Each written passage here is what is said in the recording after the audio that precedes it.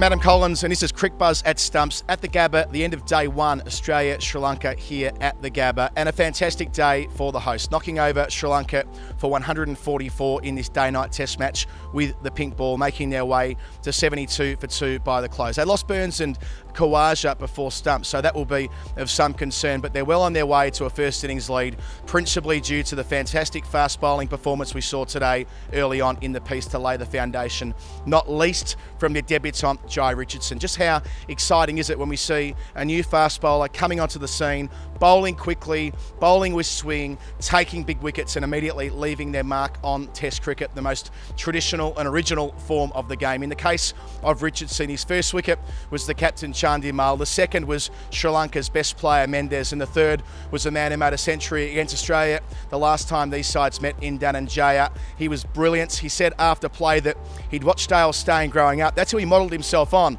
the basis that Steyn was similar in stature. It's worth remembering that Jai Richardson is only 178 centimetres tall. He's 22 years old, so he doesn't really have that big muscle bulk yet, but he said himself after play that seeing someone like Steyn bowl quick and take wickets over a long period of time at Test level inspired him, and we saw that in droves today. Yeah, so my big one was probably Steyn.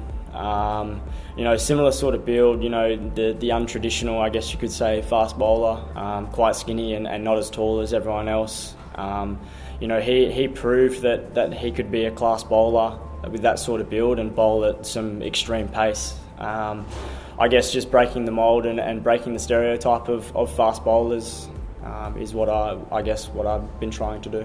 So after Richardson swung it round and belted it through, especially that dismissal of Mendes splaying his off and middle stump, it was time for Pat Cummins to step in. He took 4 for 39, picked up the first wicket actually with 8th ball of the day, but later on he cleaned up the tail. And Mitchell Starc, his first wicket today, finally moved him into the 200 club. I say finally because he had to wait through the Sydney Test after Melbourne on 199 wickets, but he got there with his first of 2. He becomes just the 16th Australian man to join the 200 club with an average of 28 and a strike rate of 51. So whilst it's worth noting he hasn't had the best summer of all time, he continues to take wickets for Australia at Test level, and he continues to be the true attack leader of this side. And that's not to mention Nathan Lyon, who picked up Karunaratne, who was looking really good, the opener who was named in the ICC Team of the Year this week. He looked good, he looked set, and then Lyon got a ball to bounce with that pink ball. Lyon's got a habit with the pink ball of really getting balls to bounce, and Tim Payne took a fantastic catch behind the wickets to get Lyon into the book. So it was a true team effort for Australia in bowling out Sri Lanka for 144. For the visitors, Dick Weller was eccentric as always. He played the ramp, he played the lap, he played the reverse sweep in an effort to try and dig them out of trouble. He got them over 100, but he was the penultimate wicket to fall for 64. On another day, he might have pushed on to 3 figures, but he just didn't have the support after the top order so badly misfired. But with the ball, as I say at the start, they did find a way to nick off Joe Burns, and then very close to stumps, Usman Khawaja chopped on Pereira. Remarkably, that's the 3rd time in 3 balls in Test cricket that Usman Khawaja has fallen to the off-spin of Pereira.